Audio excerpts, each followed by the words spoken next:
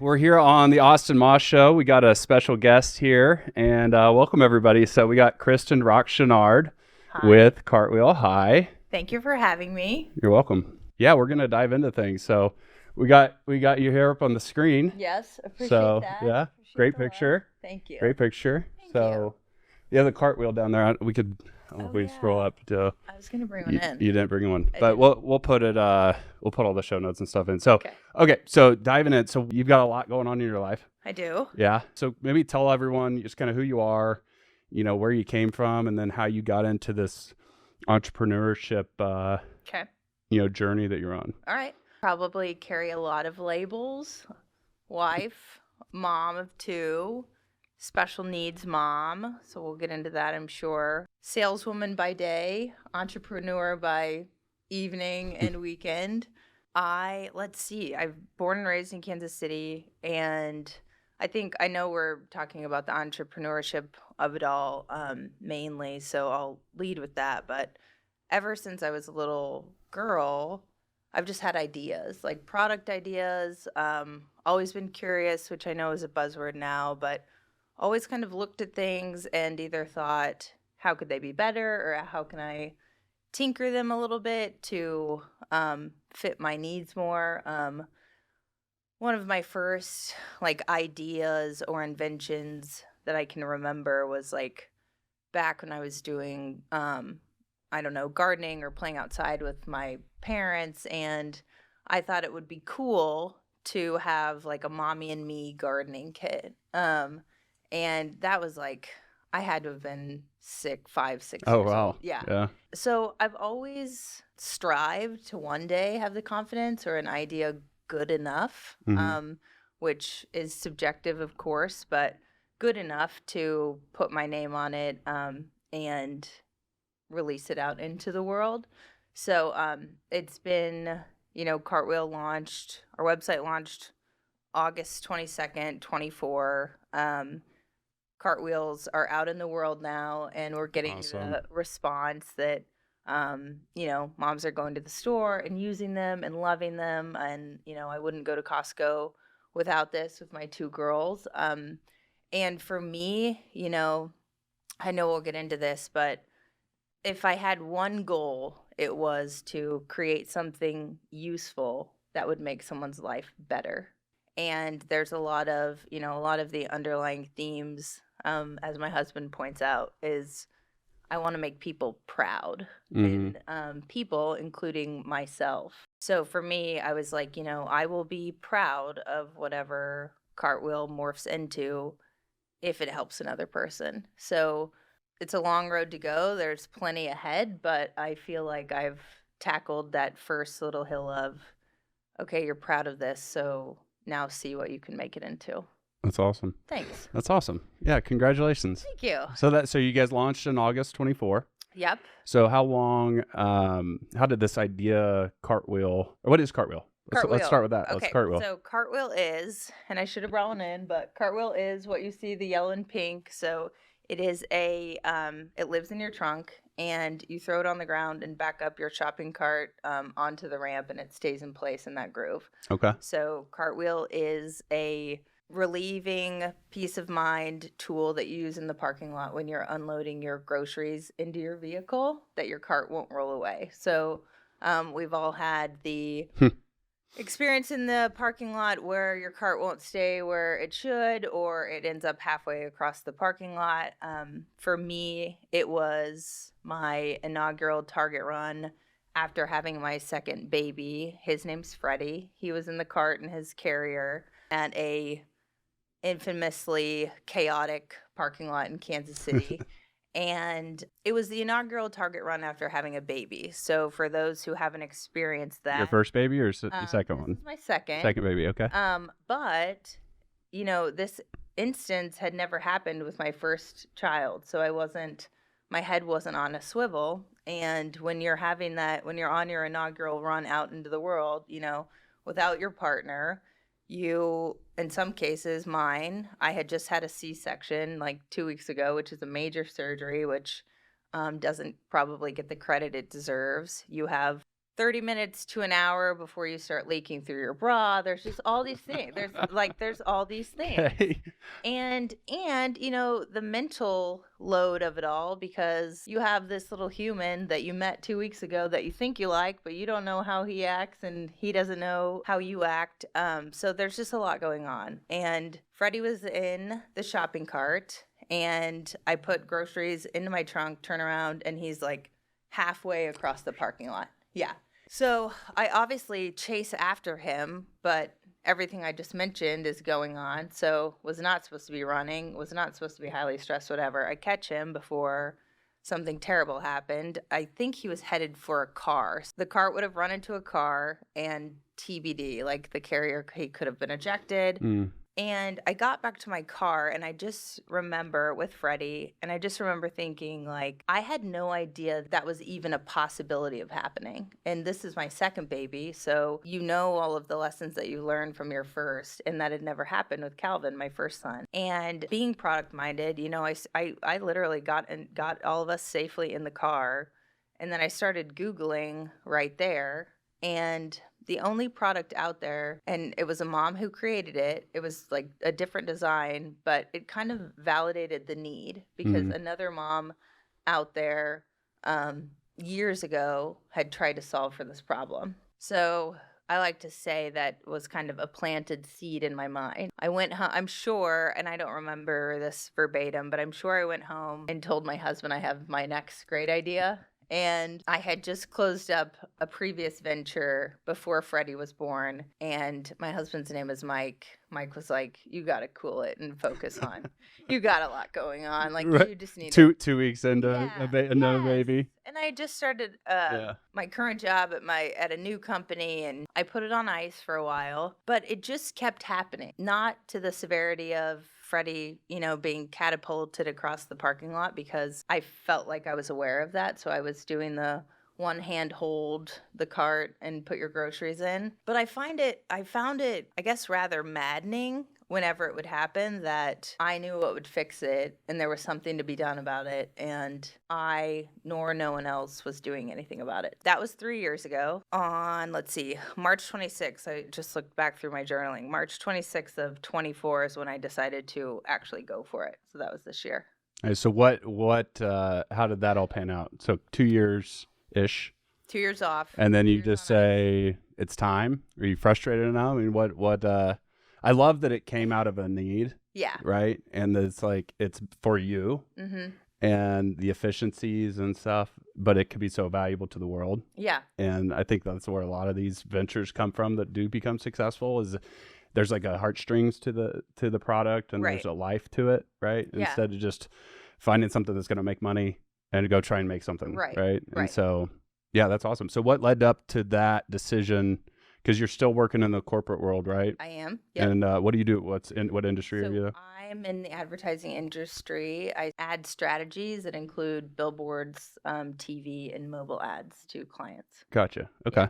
So saying, okay, I'm gonna figure out something for this. How did that what were you thinking there?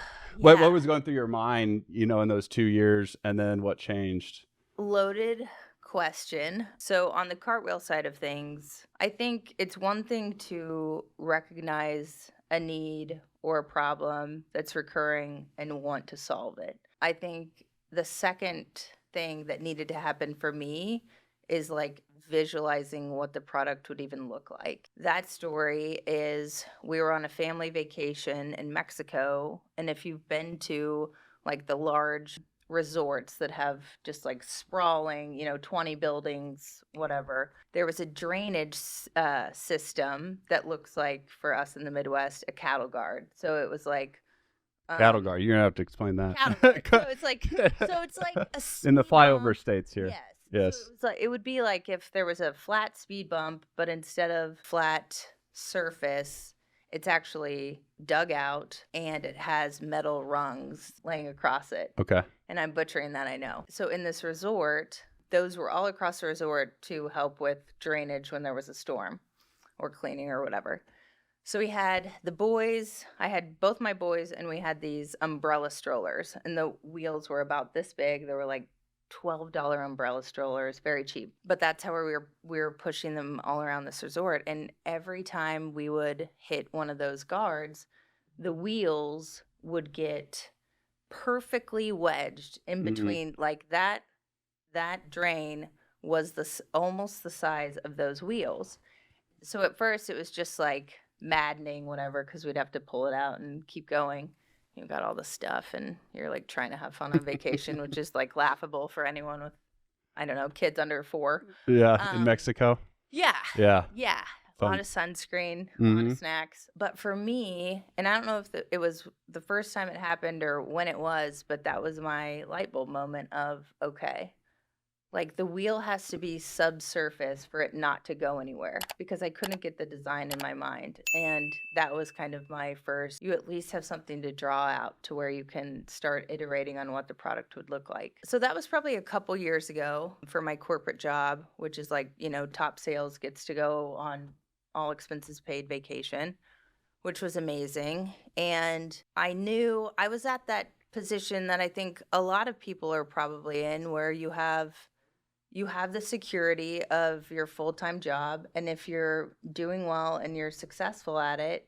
And I also love my full-time job. Like, I love my clients. I love helping their businesses grow. I love, the strategic aspect of it. But this President's Club trip was easily one of the nicest trips I'll probably ever be on. And we went on a yacht to St. Bart's, Joost Van Dyke, and a couple of other islands that, candidly, I didn't even know existed before this trip. Like, I did not. No, I haven't heard of some of those. Joost Van Dyke, I didn't know was a thing. And we're on this boat and staring out across all these yachts of, like, I don't know if I can say their names. So, like, famous guy that owns the Cowboys, like, all of these people. Yeah. I just remember thinking that all of these people, trust funds and lifelong wealth aside, like, let's give them credit to say all of those people were just like me with an idea that wanted to change the world. I had enough confidence or gumption to say, if they can do it, why can't I? Like, what makes all those guys in those boats any different than me? That was February of this year, and March 26th, I got back in touch with the prototype guy that I was vaguely in touch with about Kartwheel, and we really launched from there. Love it. Yeah. Love it. That's exciting. It was. Yeah, so it's like, so the confidence and some of that. I mean, and that's what it is in business. It's like, even when I was younger, or haven't tried much, it was like the daunting fact of, like, oh my gosh, the pedestal and the idolization of, like, in my world, just guys who are successful that, are known, and they have a team and employees, and they just are respected. And, it's like, you don't see all that, what we're talking about, right? You don't say, but everyone went through that same stuff, figuring out stuff in your head, trying to get the confidence, trying to get that epiphany moment that's like, let's go fucking do this. Yeah. Right. Yeah. And so it seems like, so you got that in February, and you're like, let's fucking go. Yeah. Right. And so then now you fast forward. So from February to August, so you've only been, so the product first launched in August? Yeah. This year? So this year, website launched, product landed in the US. So we work with a local company. They are a manufacturing partner through China. Product landed in the US a month after the website launched. So end of September. Nice. And from what you talked about earlier, you sold out already of your first round, and you got another round in? Yeah. Second fleet's on the way, so we're not sold out of that yet. Okay. Yeah, I mean, the response has been great. And I didn't know, being sales minded, you said these seemingly unachievable goals, right? It's that when you land. Yeah, shoot for the stars, or shoot for the, what is it? Shoot for the moon, you fall among the stars, right? So I didn't have these quantifiable expectations. I mean, for me, I just kept saying, I want this. And, I have an amazing group of friends, family, network that sold us out of that first run. So those are the Kartwheels out in the world right now, which I can't thank them enough, because, without my early adopters, there would be none in parking lots. There would not be people seeing them and giving me feedback and validation. But also, my biggest goal was I need people to love these and use them as much as I do, because I'm coming from a point of I don't go to the store and not use mine, kids or no kids, unless it's like a 2-bag run where you're carrying out your bags anyway. Right. Because I think another part of the launch story, to go back a little bit, is motherhood is so fucking hard. Like, so fucking hard. And a lot harder than I thought it was going to be. Not in like a scary, you shouldn't do it kind of way, but in a, and I know any moms listening, parents listening, like, it is so much harder than any of us thought it would be. And I think a little bit of that is generational. Like, I'm 34, so I don't know if I was born in 1990, so I don't know if they consider me an old millennial or if I'm I cool. think I'm late 80s, so I think I'm old millennial too. Can I just be a You can be a millennial? young, you're a young millennial. Flat millennial? Yeah. Okay. So Flat millennial. flat millennial. All right. So I just think that, we are probably by nature a more selfish generation than our parents' generation. And so I think that identity shift that, again, not a lot of people talk about, is when you become a mom, when you become a dad, you are no longer living your own life for yourself, and that's where it stops. And for me, that was challenging for those reasons. And then on top of that, so my first kiddo, Calvin, was born January 3rd, 2020. And COVID baby, which actually was such a blessing, because like the day I was supposed to come back from maternity leave, our office shut down. Oh man, perfect. It was kind of great. perfect. Was it perfect? Yeah. Yeah. I wasn't ready to go back, and I kind of got to ease back into working and parenting life. Mhm. And luckily we found childcare right away. But the day after Calvin was born, and I told you this story, and I won't get that graphic, but he was bumped and bruised. He was bumped and bruised. Like, the initial exit strategy was not, in fact, the exit strategy. So I had a C-section, totally bumped and bruised. So you couldn't really see his face. His eyeballs were like blue, like swollen blueberries, like the really plump kind that you eat first, like in the package, like the good kind. So the following day, our pediatrician walks in for kind of the checkup and tells us that she thinks our baby has Down syndrome. And we had not done the genetic testing. We kind of were in the camp of, I'm very religious, and so I do think that whatever God puts before me, like, is what I will conquer, and that's the path that I'm walking. So we did not do the genetic testing for that, and many reasons. And so this was a complete shock to us. Yeah, I bet. Yeah, and I think what was your reaction? I mean, what? Oh my! I just remember my head collapsed into my hands, and that would be my posture for the next 2 weeks. It was news that we never even expected to get. I mean, I think too, you go through so many emotions, but so many stages of grief, right? Because what you were planning on and the child that you had been envisioning, not for better or worse, but is very different than what you've been preparing for mentally and physically. It took time to even digest that diagnosis. I think I told you too, there's like an extra little spice on it to where we had Calvin on a Friday and his labs wouldn't be back until Monday. So we were like a TBD situation for 3 days, which is great. Anxious mess, I bet. Yeah. But it's just like, again, my husband and I are results oriented, right? Especially Mike. So he goes into what we now would call doom scrolling or doom Googling and trying to wrap our heads around this. And there are so many factors that are potential health scares that come along with the baby that has Down syndrome, severe heart failure, lung failure, just a whole host of things. And it's like each day we would have one of these potentially life-altering tests, down to like hearing and vision, but cardiology, lung capacity, and everything kept checking out to be just fine.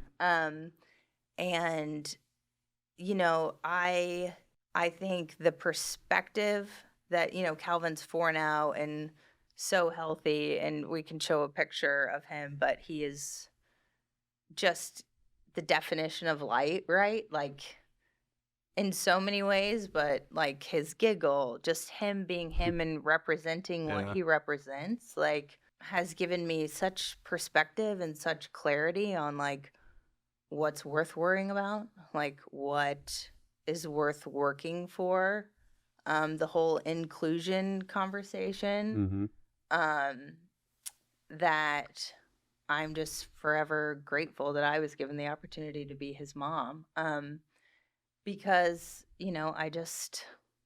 I don't know, I think I just saw Wicked, so I'm trying not to quote everything in Wicked that I saw, but he's changed me for good, For good. And yeah. That's awesome. Yeah. Yeah. And it takes somebody like you and your husband that are just like, just figure it out. Yes. Just figure, Yeah. And I think too, I mean, now on the flip side of things, was I so fucking angry? Like, yeah, absolutely. Yeah. Like, I mean, why, yes. out of all the people, Yes. why do I, And I think furthermore, how do you handle that? A little more of my story was, I grew up very blessed, cisgendered, heterosexual, privileged upbringing, right? I think sometimes we live in the bubbles in which we live. And so we don't know any different, but from the outside looking in, I had the best childhood, and I was able to work my ass off and get a full ride to play softball at the University of Wisconsin. So for me, I think a lot of the reconditioning or retraining of my brain happened around, I was used to being the exception to the rule. Like that wasn't new for me. And I say that like a bit sarcastically. Exception to the rule. And like, oh, that's Kristen. She like during third hour in high school, I would leave and the security guard would wave me out and I would go get a Sonic drink and go tanning and come back. And no one would ask a thing because it was game day, I experienced those. BMOC, huh? Yes. Yeah. Like you're a student athlete, you're on to do great things, like you're good, So I think for me, I was used to being the special one or the exception to the rule. And for me, this was being the exception to the rule in a bad way, which took me a lot of reframing and a lot of work on myself to be like, you have it all wrong. Like, and I think a lot of parents with Down syndrome kiddos, like Rex Hudler is a famous Kansas Cityan, he has a kiddo with Downs. Yeah. I think any parents that are on the other side of that grief and really seeing the work that those children are doing in their own lives would tell you that it's the exact opposite of being the exception in a bad way. It's the best way. Because I don't have many days where I see that I have a kid with Down syndrome and I have a typical needs kid. We're going through life like, these are my boys. Like, we go to school, we get on the bus, we do our thing. So actually, if there's anything that hits me hard, it's when I'm reminded that he's different from somebody, from an external source or something happening. Like, at Thanksgiving, Cal, I say prefers, but if I'm being honest, pretty much only eats these kids' sandwiches called Bobos and mac and cheese. That is his. I don't blame him. I don't blame him, right? No, mac and cheese is good.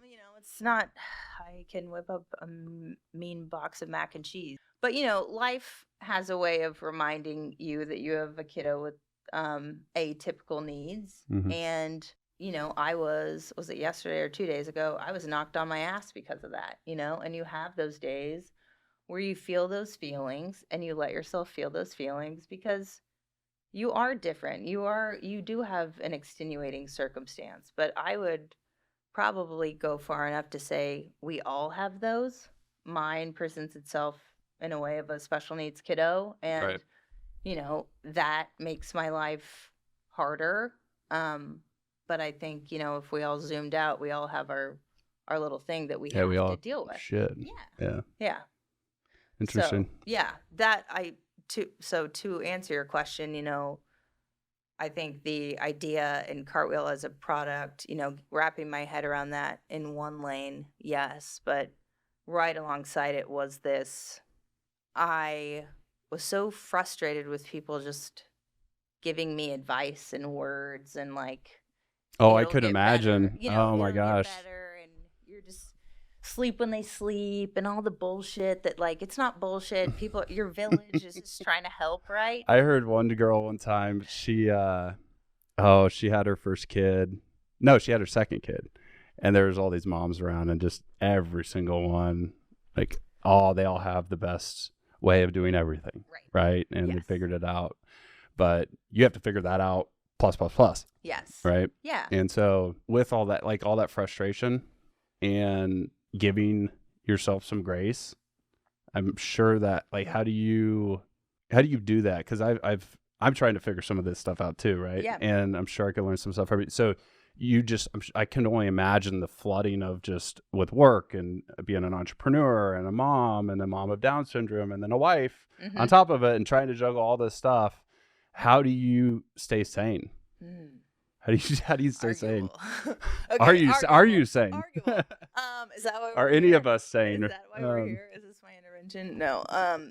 I think for me, like, I've always been fairly religious.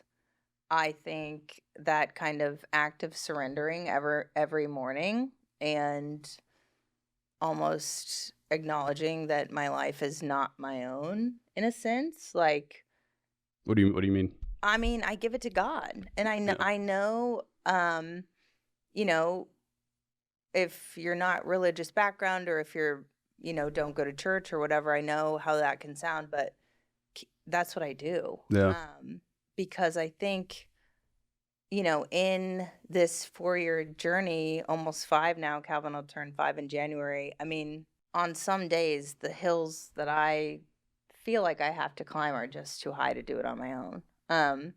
And along with that, Mike, my chosen partner, is so supportive of just me and everything that comes along with me, which can be a mixed freaking bag. Like, and I've had to kind of reinvent myself along the way quite a few times. I think going back to the identity change or identity shift, there was a lot of that yes, worked my ass off to get a full ride to play softball at the University of Wisconsin. Well, I got there, and my second week of school, I realized I didn't want to be playing anymore. Like, I think there was a lot going on there. I think that I was homesick. I think I didn't feel supported. I was born with a small heart defect, so I'm like flagged on the tests of needing like a further exam, even though everything is fine. But I had to do an echocardiogram alone for the first time, and that was a very clunky experience. They put all these stickers on you and just make sure your heart is functioning properly, which, for anyone, if that's a routine test, that's one thing, but that was framed up by the nurse, who I may or may not find one day and tell her to treat others differently, but that was framed up as the deciding factor upon which I would or would not get to play. Oh, wow. To do that alone as an 18-year-old, little girl that had never done anything, and now she moved up to Wisconsin and all these things, was just a lot. And everything, and that test didn't check out. She couldn't get what she needed on that test, and so there was a follow-up, and so that was in limbo. And then I was in this economics class, and the professor had all the student athletes stand up, and she was breaking down the hours in a week. And I should know this telling the story, but however many, what's 24 by 7? Someone do that math and figure it out. So however many hours there 168. Thank you. Is that really? Nice. Okay, 168 hours. Congrats on your mental math. I think. That's impressive. Fact check. Okay, yeah, fact check.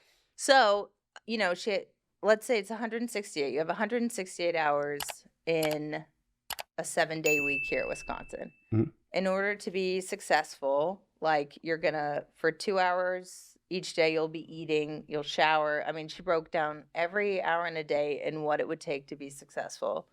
6 hours of studying, let's say. And for all of us assholes, I was gonna say, where is that? So all of us are standing up, and she's like, I don't know how you all are gonna do it. I don't know how you all are gonna be successful at this university. And in the time that the other athletes were sitting down, I had found the side exit door to that class. I had called my mom. Like, cell phones were, like, most people had one at that point. I was calling my mom in the courtyard right by that class, being like, I can't do this anymore. Like, and, I think that too is such a social media story, because in those 2 weeks of me kind of spiraling, realizing that I signed up to play 4 more years of softball, that my academic life was not going to be prioritized, that all these other things that I had been told, were potentially going to happen. I'm on Instagram, I probably had 3 posts on Instagram at this time. It was so new. But I'm on Instagram looking at, my girlfriends at KU and K-State were rushing sororities, on boats drinking beer, just like all these things that are happening that, in order to get that good at softball, I had already been missing out on that shit for 12 years. And I just said, no, I don't want to do this anymore. Like, and I think it's so amazing now that there are outlets for young female athletes to aspire to beyond college, to make money, to be influencers, to get brand deals. NIL has blown that up in such a big way for the young male athletes, but NIL has given female athletes a reason to stick around, in my opinion. And what's happening with soccer and all the others, hopefully will be soon to follow. But, my story was, I have a pretty arguably rational head on my shoulders. All these signs are pointing towards, like, you're at this amazing business school. That's why you chose it. And you're never actually going to be able to obtain a business degree from the school, nor are you going to get paid for all the time and effort that you're putting in for the sport. So why are you doing this? Just go be normal. And so that's what I did. After my mom flew overnight. And so like literally that quick. Yeah. I mean, so what was the professor thinking? Like, did she just stop and just say, hey, you're screwed, basically? Or I think it was a point. I think it was a scare tactic to say, give you a little shock. Yeah, I think it was I don't know why she decided to pinpoint the student athletes in that way. I think she was trying to say it's going to take a lot to succeed here. But for me, with every other experience I'd had leading up to that point, I was like, I'm not. Yeah. I mean, come on. We recruited on a sunny, perfect day in Madison. Like, we got to go on the football field. Like, right. That's not the product that you're delivering. That's not what you get dated. Yeah. And that was the same way. Like, we went to high school in the same town, but I played basketball. Yes. Right. And varsity all 4 years. And then I'm going into senior year, and I had my same thing that you had for like first month of senior year. Really? And it was a shock to everybody, but I felt that I was like, I'm going to go do business. I had a full ride. The best one was K-State. Okay. And so I was going to go play at like a D1 level. I was playing AAU already. And so it's like, but I realized, I'm a 6'6", white guy, and I'm not a 3-point shooter. And so I was like, I'm not going pro. Yeah. Right. And I'm not going to NIL, and I love NIL too. I think it was long overdue. So things could have been different, right, for both of us. But I was like, for all year round basketball, 3-4 seasons a year since 10 years old. And it's just burnout. It was just like, it's not fun anymore. And it's like, it is like a full-time job you're not going to get paid for. Yes. And you're not going to, it's not like you're gaining something to take out. I mean, you do. Yeah. I think you do. I mean, I wouldn't be where I was if I hadn't had coaches and had to go through practices and go through, I love working with athletes in business. Like you have to have gone through diversity. Yes. And gone through challenges and gone through losing and winning. Yeah. Because both have aspects, that can hurt and help you. Yeah. Right. So that's probably, I love that. I didn't know that about you. You played softball. Yeah. So do you still play? No, for fun, or do you don't do it? And I left it. Yeah. Yeah. And I tried one time to do like a college beer league, and I struck out every single time, and I was like, fuck that. I'm not doing that. That's not, because you're used to like fast under pitch. Yeah. But I mean, same deal. Like I would never trade the experiences. I mean, my favorite memories are my dad and I seeing how good we could get me at softball. Like that is my childhood, and I love that. But it was kind of almost like, anytime you get burnout, you're like, I've already learned these lessons. Like I've already learned these lessons. I've learned the lesson of sacrifice and missing out on the homecoming dance, and we've already done this. Right. So I think I'm proud of that decision. I like to say that's one of the first decisions I made fully on my own,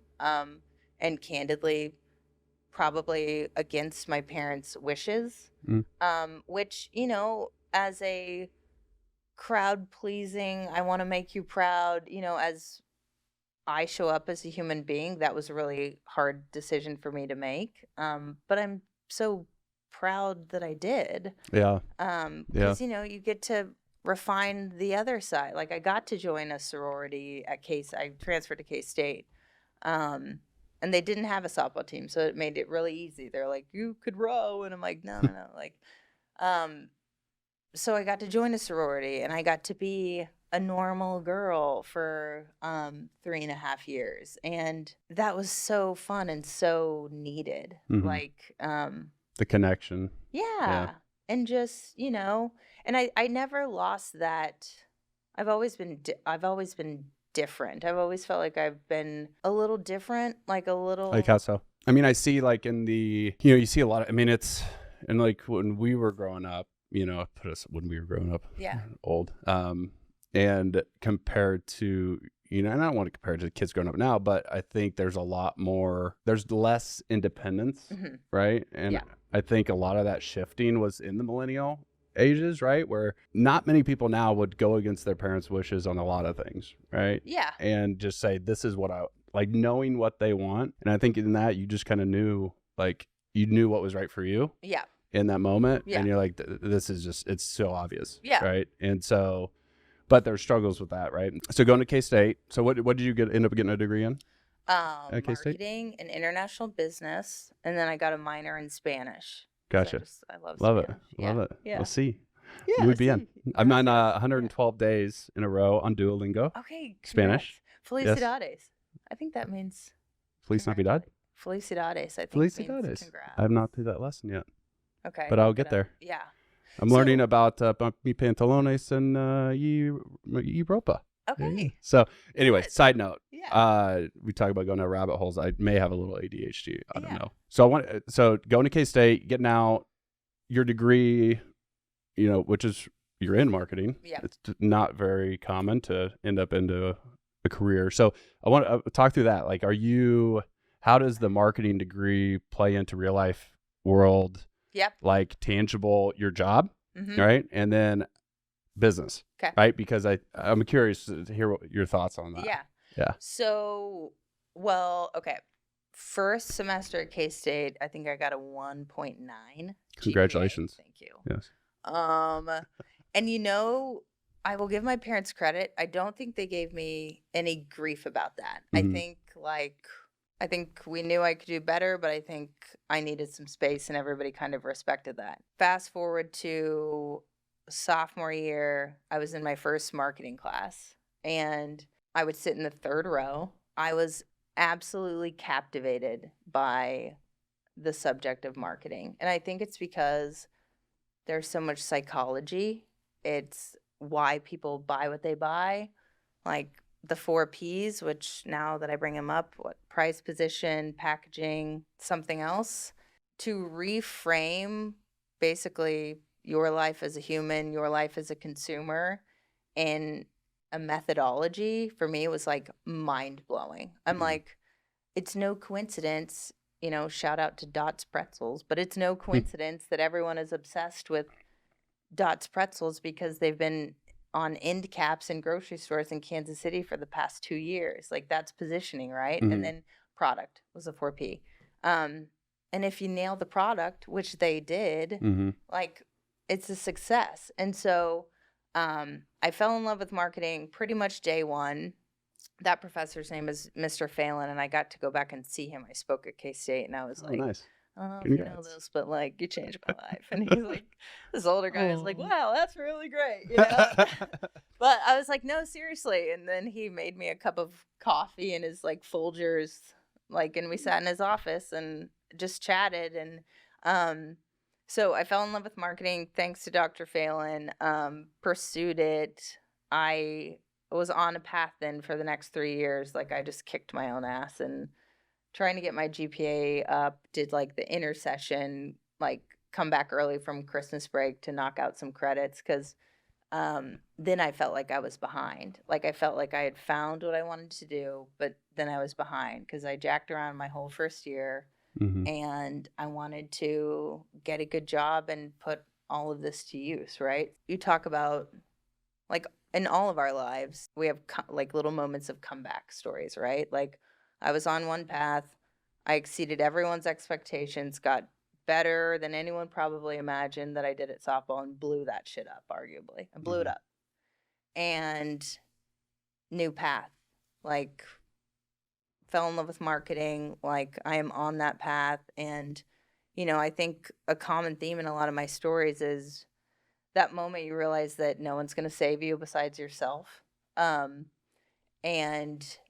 that happened for me at K-State in school was no one's going to take this test for you. No one's going to study this shit for you. Nobody's going to work out for you. No one's going to make your food. No one's going to this is you, girl. So go and do that and put your, how'd you get so good at softball? It's because you fucking cared and you wanted to. Mm-hmm. And when you put those pants on for whatever you're passionate about, you're gonna go and do it. So, I think I graduated with like a 3.8 major certificate in international business and a minor, which I was proud of. And then Cerner was making their huge hiring waves.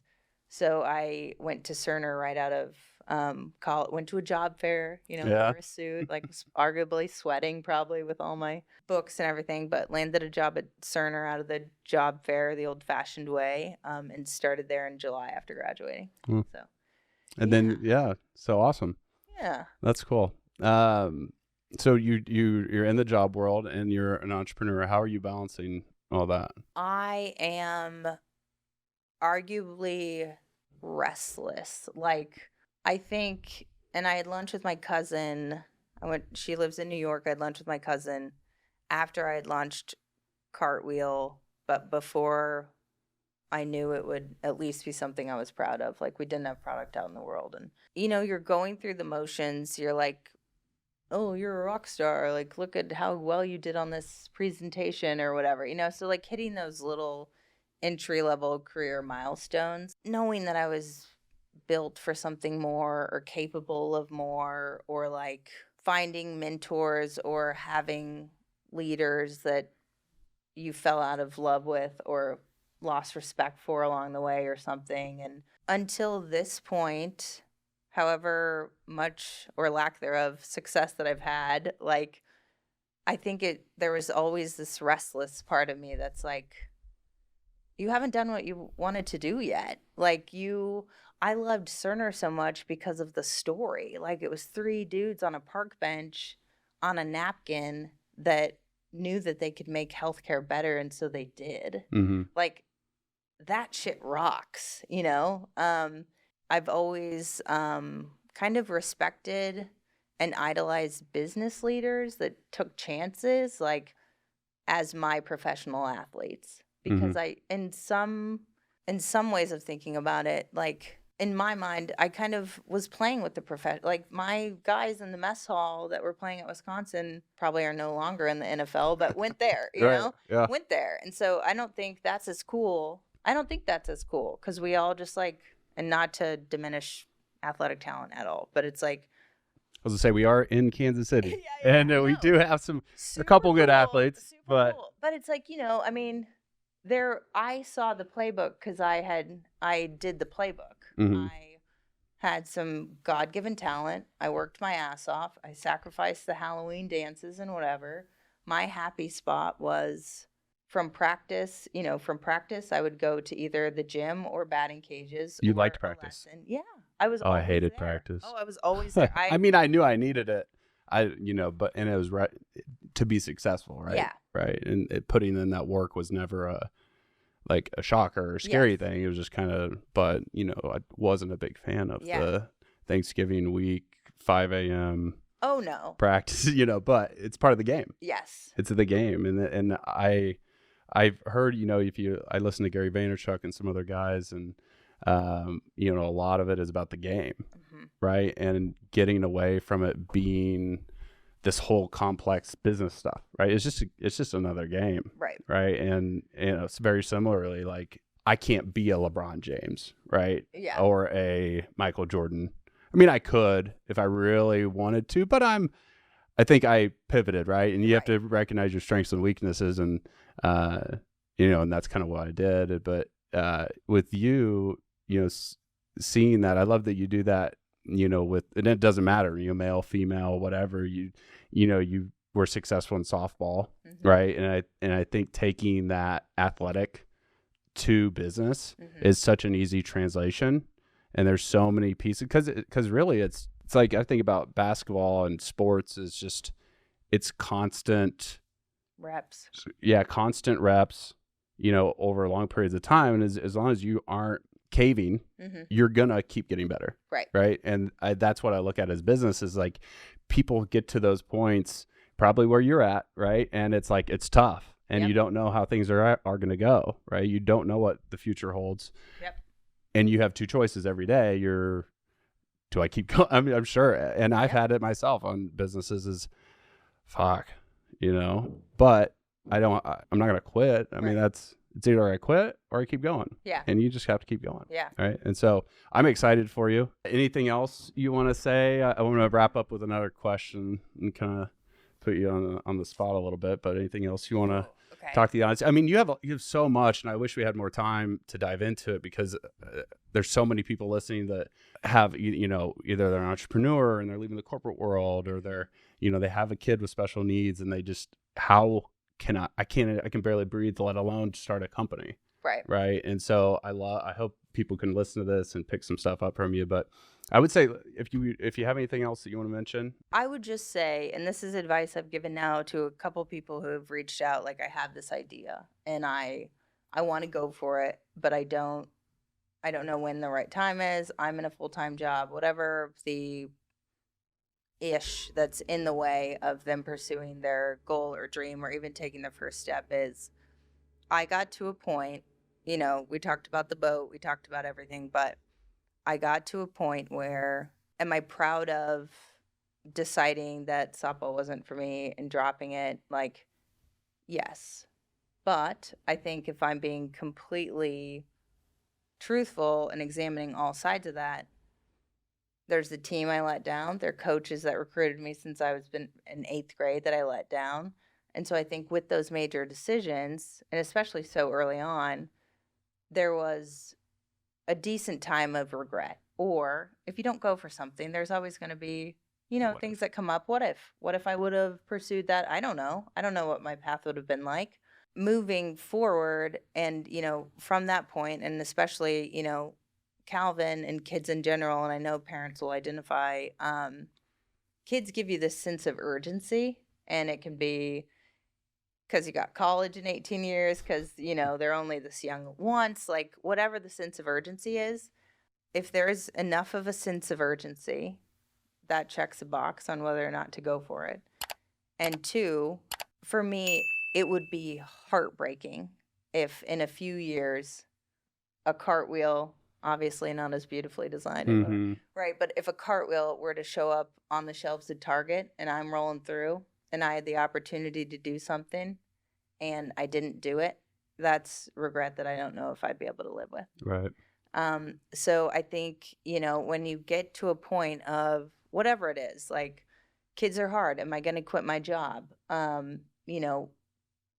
We face a lot of challenges on a daily basis, and especially as a mom of a 4 and a 3-year-old kiddo, like those challenges are daily, hourly, and almost every minute, depending on the day. So I would just challenge anyone that's on the cusp of a major decision to weigh that sense of potential regret just as heavily as they're weighing their, current set of priorities. Yeah. For me, that's what made me jump. I'm like, I wouldn't be able to deal with, one, knowing that I had the idea, knowing that it's going to help people and getting that out there as soon as possible. But then, from somewhat of a selfish perspective, I want to see that through. That's my baby. Yeah. So yeah. Yeah.